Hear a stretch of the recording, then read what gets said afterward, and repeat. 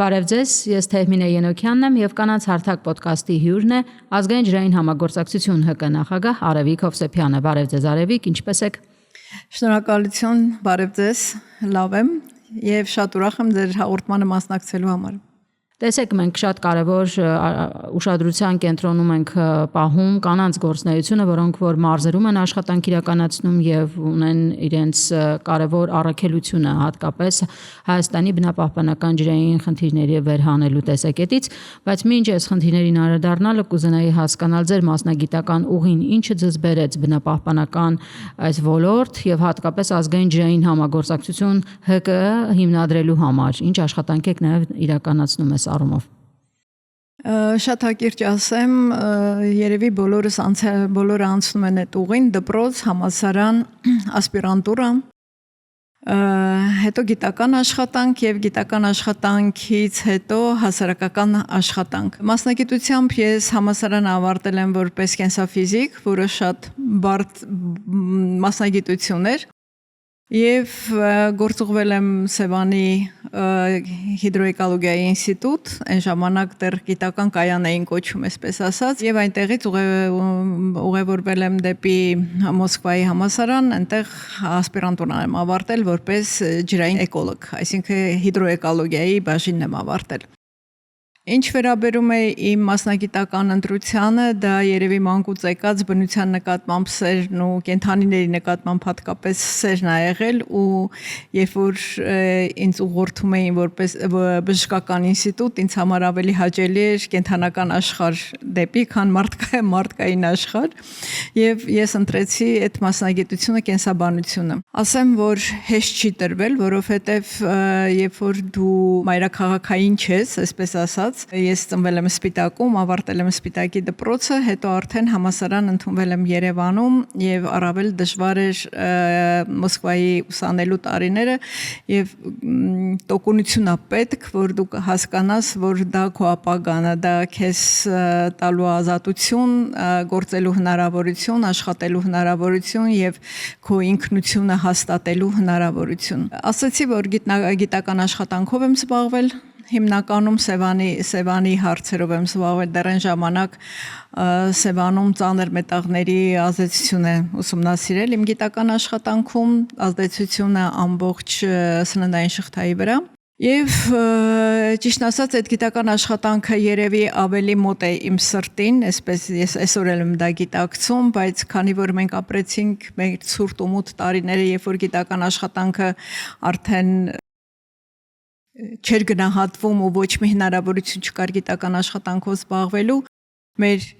երիտասարդ գիտնականների խումբը որոշեց առաջին հասարակական կազմակերպությունը բնապահպանական բացել, որը կոչվում էր էկոլոգիական կենսակայունություն, եւ աշխատել արդեն որպես հասարակական կազմակերպություն, դա մեր համար նորություն էր, շատ դժվար էր, պիտի հասկանայինք, թե դա ինչ ուղի է գիտական աշխատանքից անցնել հասարակական աշխատանքի։ Եվ 2002 թվականին, երբ որ գլոբալ ջրային համագործակցություն այդպիսի միջազգային ցանց գոյություն ունի, եւ Հայաստանը մտավ այդ գլոբալ ցանցի մեջ, որոշեցինք մենք մի ուրիշ խմբով որոշեցինք, որ Հայաստանում ստեղծենք ազգային ջրային համագործակցությունը եւ 2005 թվականից մեր կազմակերպությունը ազգային ջրային համագործակցությունը արդեն աշխատում է ջրային ոլորտում ջրային հարցերով։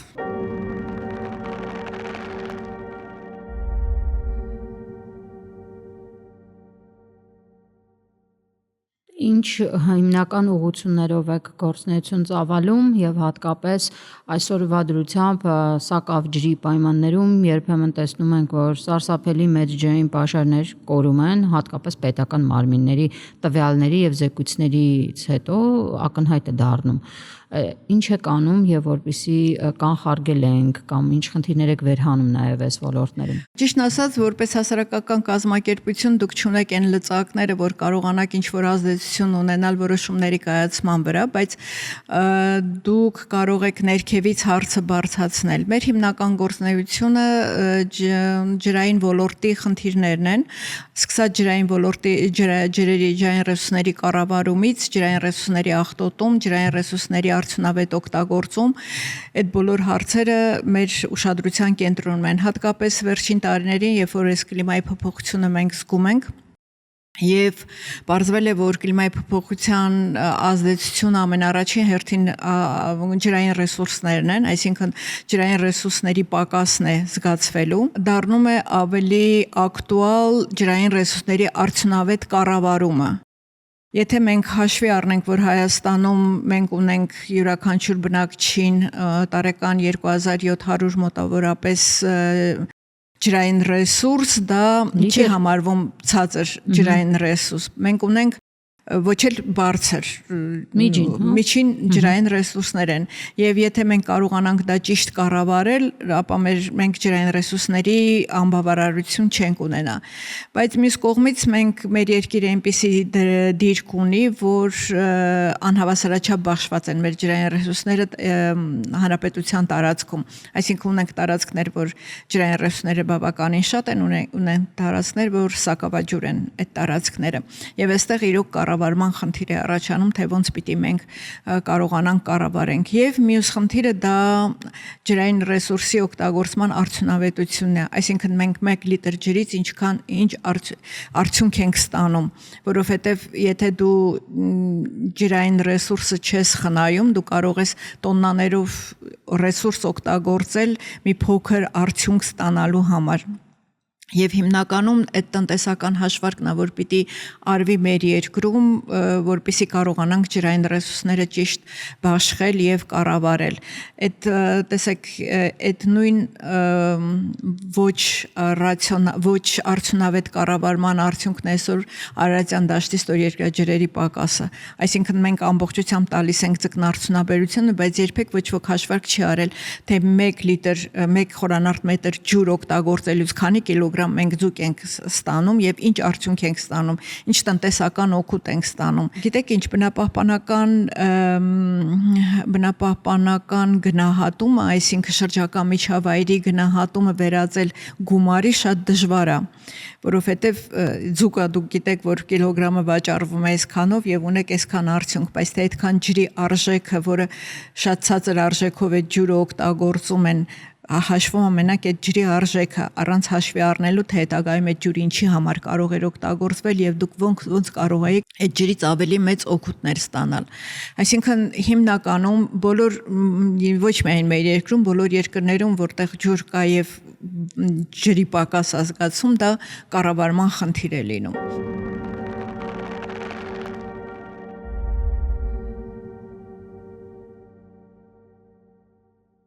Կլիմայական փոփոխությունները ակնհայտ են հենց այսօր, հատկապես երբ որ այս կարգի շոկ է Երևանում ու կան համայնքներ, որոնք որ ուղղակի ջրանջատման տակ են,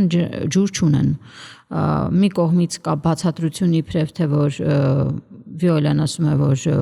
չկա ջուր, քիչ է ջուրը, սակավ է, մյուս կողմից ասում են վթարներ են։ Որն է ավելի խելամիտ, կամ այս բացատրությունները բավարար են։ Գիտեք ինչ, պատկերացրեք, երբ ասում ենք, որ մեր մոտ ջրի կորուստները կազմում են 70%, 78%, դուք պատկերացնում եք, որ դուք մի դույլ ջուր բերեք, 70%-ը տուն չհասցնեք։ Ծակ լինի։ Դույլը օրինակ, թափի։ Դույլը ծակ լինի, թափվի գնա։ Նույն վիճակում մեր բիոլոջերի կառավարման համակարգն է։ Ես չգիտեմ այդ իհարկե կառավարման համակարգում ոչ միայն այդ վթարներն են, ոչ միայն վատ խողովակաշարերն են, այլ նաև ջրագողությունն է դա մտնում, բայց դա փաստորեն ամբողջը բնակչության կյանքի որակի վրա է ազդում։ Երբ որ ես չգիտեմ դուք վիոլաջրից այդ ծանուցումները ստանում եք թե չէ, ես արդեն 3-րդ օրն է իմ հեռախոսը չի դադարում ծանուցում ստանալուց, ամբողջ Հայաստանով մեկ վիոլաջուրը ջրանջատումներ անում եւ ընդհանրապես հայցում ենք ձեր ներողամտությունը։ Եթե Արարատյան դաշտում մարդը 2 օր ջուր չունի, ներողամտությունը հայցելու խնդիրը դա ես ուղղակի չեմ հասկանում եւ դա նույնպես կառավարման խնդիր է, այսինքն եթե դուք վերցրել եք համակարգը կառավարելու, համակարգը շահագործելու, ուրեմն բարի եղեք շահագործել այնպես, որ կառավարությունը կամ բնակչությունը գոհ լինի դրանից։ Ճիշտ է, ես չեմ բացառում, որ ջրային ռեսուրսների պակաս ունենք, ռոռոկման ջրի պակաս ունենք, որտեղ տեսնում եք ինչ եղանակներ են եւ հիմնական ինչի է պակասում, որտեղ գոլորշիացումը շատ բարձր է, աղբյուրները շատ ցամաքում են, գերշահագործում կա որոշ աղբյուրներում, որոնք շահագործվում են աննորմալ ձևով եւ ջրի սպառում են ջուրը։ Բոլորս գիտենք, որ այդ ջուրը վերականգնող ռեսուրս է, բայց վերականգնման չափ ունի, այնպես չի, որ ջուրը անսահման կարող է վերականգնվել։ Կվերականգնի այնքան, ինչքան հնարավորություն է, երբ որ դու սպառում ես ավելի շատ, քան իր վերականգնման հնարավորությունն է, դա աղբյուրը տարիների ընթացքում չորանում է։ Ես ուզում եմ խոսել ձեր կազմակերպության գործունեության մասին, հատկապես երբ որ պետական մարմինների առջև բարձրացնում եք տարբեր տեսակի հարցեր։ Ինչ արձագանք է լինում, որպես կին հասարակական կազմակերպության ղեկավար, ձեր նկատմամբ, ձեր բարձրացած հարցերի նկատմամբ ինչպիսի պատասխանատվությամբ են վերաբերվում, լուծումներ տալիս են, չեն տալիս։ Եկեք սկսենք նրանից, թե դուք ում հետ եք գործ ունենում։ Եթե ձեր դիմաց պետական մարմնում աշխատողները բանիմաց մարդիկ են, չեն վախենում հասարակական կազմակերպության կողմից բարձրացված հարցերից, չեն վախենում շփման մեջ մտնել եւ հարցի ընդհանուր լուծում գտնել, դա օժանդակում է եւ դուք կարողանում եք ձեր հարցը առաջ տանել։ Ունենք օրինակներ, երբ որ մի տարի աշխատանքի արդյունքում ղեկավար մարմինը փոխվում է եւ քո մի տարվա աշխատանքը, որ դու աշխատել ես ոչ միայն դու, այլև մի քանի նախարարություններ միասին աշխատել եք, ինչ որ փաստաթուղթ եք մշակել եւ երբ որ մարդը անձը փոխվում է, ամբողջը դառնում է 0։ Այդպիսի դեպքեր են լինում։ Այն ինչ վերաբերում է որպես կին վերաբերմունքը, ես տարբերություն չեմ տեսել երբեք որպես կին եւ որպես տղամարդ, թե ինչ տարբերություն կլինի եւ կարծում եմ դրա հիմնական պատճառը ոչ թե սեռն է կին կամ տղամարդ լինելը, այլ քո գիտելիքը, քո փորձառությունը, քո ներկայացված հարցը ու ներկայացման ձևը, ոնց կարող ես ներկայացնել։ Ես ոչ մի անգամ խնդրական վերաբերմունք իմ նկատմամբ, ամենայն դեպս իմ նկատմամբ ես չեմ տեսել, ոչ էլ մեր կազմակերպության որևէ անդամի նկատմամբ, որ մտածենք, որ եթե այստեղ տղամարդ լիներ ու այս հարցը տղամարդը բարձրացներ, այդ հարցը կլուծվեր։ Այդպիսի խնդիրներ չենք ունեցել։ Ի ուրախություն մեզ երևի։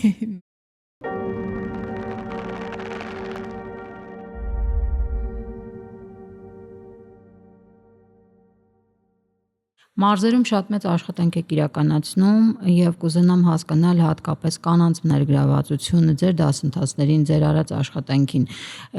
որ մարզերում են ավելի ակտիվ, որ մարզերում են ավելի пассив եւ պատճառները որտեղ են ըստ ձեզ։ Մարզերում իհարկե բավականին շատ աշխատանքներ են անում, բոլոր մարզերում համարյա աշխատանքներ ունեցել են։ Ինձ համար մեկ ակտիվությունը դա Լոռու մարզն է, որտեղ կանայք բավական շատ ակտիվ են ու գիտեք ինչ ոչ միայն ակտիվություն է այդ ընթացքում, այլ նաև որ շարունակականություն ապահովող մարդիկ են։ Այսինքն երբ որ ծրագիրը ավարտվում է, կան տեղեր, որ ծրագրում գալիս են մի կերպ նստում են, մասնակցում են, ծրագիրը ավարտվեց, արդեն դրա մասին մոռանում են։ Լոռում են ակտիվ, Սյունիքում են ակտիվ, Սյունիքի կանայք են ակտիվ։ Ինձ համար ամենապասիվը Արարատի Արմավիրի մարզի կանայք են, ավելի շատ Արարատի ու ճիշտ ասած ինձ համար զարմանալի էր, որովհետև մտածում ես, որ մայրաքաղաքին ամենամոտիկն է եւ պիտի որ այդ զարգացման փուլը ավելի հեշտ լինեն, ավելի հեշտ լինի, բայց ցավոք այնտեղ հանդիպել ենք նույնիսկ այնպիսի դեպքերի, երբ որ գնում ես կանանց հանդիպում, գալիս են տղամարդիկ ու կարող են որ զարմանում ես, ասում են կգնանք մենք տանը իրանց կպատմենք։ Ես չգիտեմ հիմա որ ծայրից է գալիս այդ пассивությունը, նրանից որ կանայք իրենք են пассив, թե որ տղամարդիկ թույլ չեն տալիս կանանց ակտիվություն ունենալ այդ բանում հարթակներում, որ կանայք իրենց ձևավորեն։ Եվ կարծում եմ, որ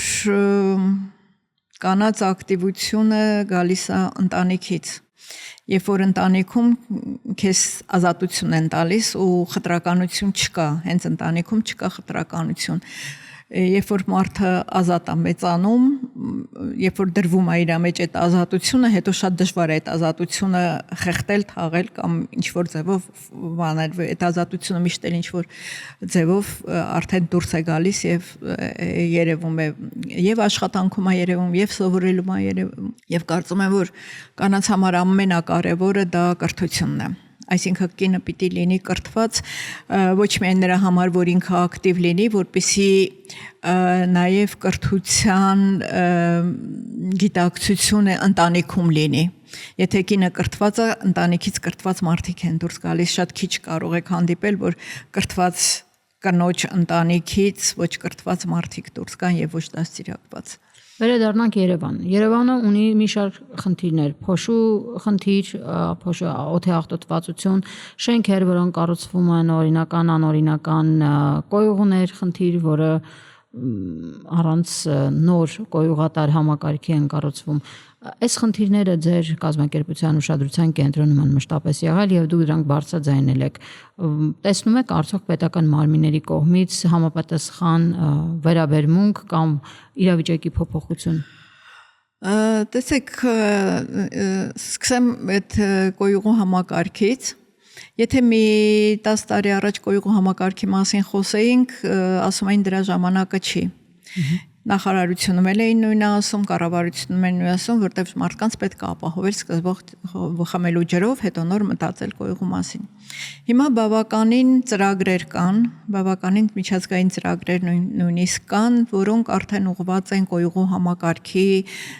բարելավմանը, վերականգնմանը, Սևանում ունենք ծրագիր, արդեն երկրորդ ծրագիրն է հայտարարվել, որ Սևանի ավազանի կեղտաջրերը մաքրվեն, որտեղ Սևանը որպես մեր, այսպես ասենք, մարգարիտը մեր երկրի պահպանելու կարիք ունի, հիմա ահավոր վիճակում է Սևանը, որտեղ Սևանի ամբողջ ավազանի կեղտաջրերը գետերի միջոցով լցվում են Սևան։ Եվ սպասել, որ մարդիկ կհասկանան, որ այդ կարևոր է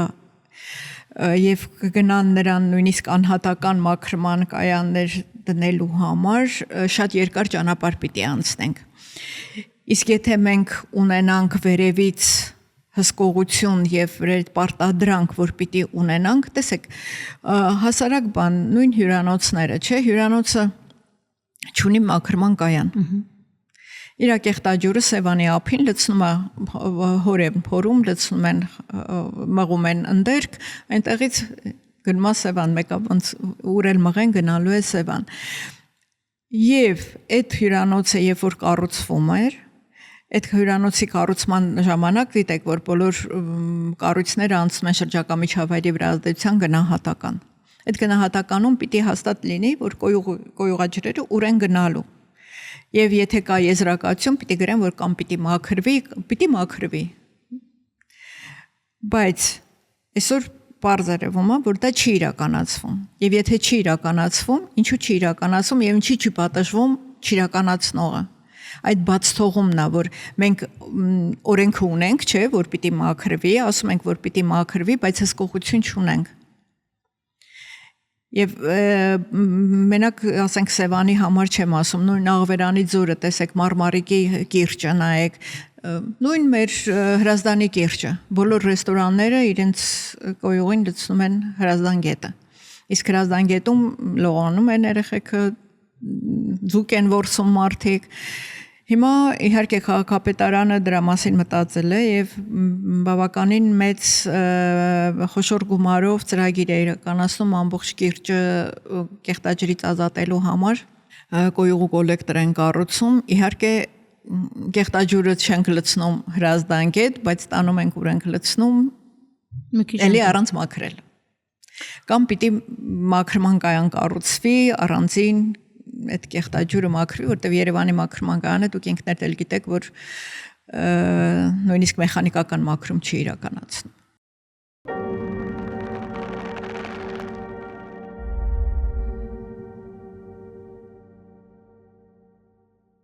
Կուզենամ նաև քննարկել այն թեման, որ կանայք շատ դեպքերում ակտիվ քաղաքականություն չեն գալիս կամ քիչ են գալիս կամ իրենց չի տրվում հնարավորություն բարձր պաշտոններ զբաղեցնելու հատկապես բնապահպանական ոլորտում, որտեղ որ որոշումներ են կայացվում։ Ինչ անել, որպեսզի այս բարիերը կոտրվի եւ կանայք ցանկանան այդպիսի պաշտոններ զբաղեցնեն եւ քաղաքական դաշտում հնարավոր լինի կանանց մասնակցությունը արժեքային տեսակետից փոփոխություններ բերելու համար։ Կարծում եմ պետական մարմիններում բարձր պաշտոն զբաղեցնելը բավականին ծանր աշխատանք է, հատկապես կնոջ համար, եթե դու ունես ընտանիք։ Մենք ունեցել ենք այդպիսի բնապահպանության փոխնախարար, ես իրեն աշխատանքը տեսել եմ ու տեսել եմ ոնց կարող է, ինչ դժվարություն կարող է լինել, երբ որ կինը ունի 3 երեխա ու ինքը նաև բարձր պաշտոն է զբաղեցնում։ Բայց մյուս կողմից երևի, գիտեք ինչ, երևի պիտի կանայք իրենք ուզենան այդ պաշտոնները գրավել ու իրենց հասնեն այդ մակարդակին, որ կարողանան պաշտոնները գրավել։ Ես չէի ասի, որ մեր տղամարդիկ պաշտոնյաները բոլորը ունեն ինչ-որ բավականաչափ բարձր գիտելիքներ իրենց տեղում, բայց երևի այդ կարծրատիպը դեռ մնում է մեր մեջ, որ տղամարդիկ ավելի լավ են կառավարում, տղամարդիկ ավելի երկար կարող են օրինակ աշխատանքի տեղում մնալ, կանայք ավելի կարճ կարող են մնալ, գիտեք ինչ, դա ոչ թե խտրականության խնդիր է, ես եմ կարծում այդպես, դա ոչ թե խտրականության խնդիր է, այլ պարզապես կանանց դերի խնդիրն է, ասենք ընտանիքում, եթե մայրը չկա, ավելի դժվար է, չէ, քան երբ որ հայրը աշխատում է, կարող է ժամը 10-ին տուն գա, դա ավելի քիչ է ազդում ընտանիքի վրա, քան երբ որ կինն է այդ ժամին տուն գալիս։ Մյուս կողմից նաև մենտալիտետի խնդիր է, որ երևի մարդկանց մեջ դեռ մնում է այն բանը, որ տղամարդիկ ավելի ուժեղ են, ավելի հստակ են կառավարում, ավելի կարող են, ոնց ասեմ, բռունցքով կառավարել, ինչ որ կոշտ որոշումներ ընդունել, կանայք ավելի մեղմ են։ Բայց ես կարծում եմ, որ դա ընդհանրապես մտածողության խնդիր է, եթե վերցնենք որպես, ասենք, անձեր կին եւ տղամարդ, նույն ձևով կարող են կանայք, եթե ցանկություն ունենան։ Ես ըստ իս հիմնական պատճառը, որ կանայք չեն գնում այդպիսի բարձր պաշտոնների, չեն գնում, ոչ թե թույլ չեն տալիս, որտեղ ունեն կանայք, որ ունեն բարձր պաշտոններ, քանի նախարար ունենք արդեն բարձր պաշտոն զբաղեցնող, պարզապես կանայք ավելի հակված են ընտանիքը պահելու, քան պետական պաշտոններ գրավելու, ես այդպես եմ կարծում։ Իսկ կառավարման տեսակետից, որակի տեսակետից ձեզ բավարարում է տղամարդկանց կառավարումը այս դեպքում։ Գիտեք ինչ, ես չէի ասի, որ տղամարդիկ հիմա համեմատենք տղամարդկանց եւ կանանց կառավարումը։ Ես տարբերություն չեմ տեսնում, որ կանայք կարող են ավելի վատ կառավարել, քան տղամարդիկ, որտեվ ինձ համար նույնիսկ մի քիչ բան է, որտեվ կանայք մի քիչ ավելի ճկուն են կառավարման տեսակետից, ասենք շատ բաներում իրենք կարող են, ասենք ոնց է տղամարդը իր կարծիքը ունի, այսպես, բայց կանայք ավելի հեշտ են իրենց կարծիքը փոխում, ավելի հեշտ են լսում դիմացինին, ավելի հեշտ են ընկալում այդ ասածը, տղամարդիկ մի քիչ ավելի, այսպես ասեմ, իր ասածի, որ